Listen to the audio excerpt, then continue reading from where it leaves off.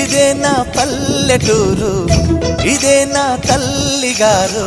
మా ఊరి పాడి పంట రాములోరి దీవెనంట.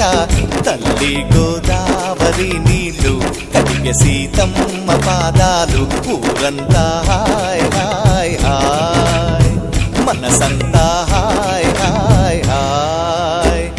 ఇదే నా పల్లెటూరు, ఇదే నా తల్లిగారు. మా ఊరి పాడి పంట రాములోరి దీవెనంట.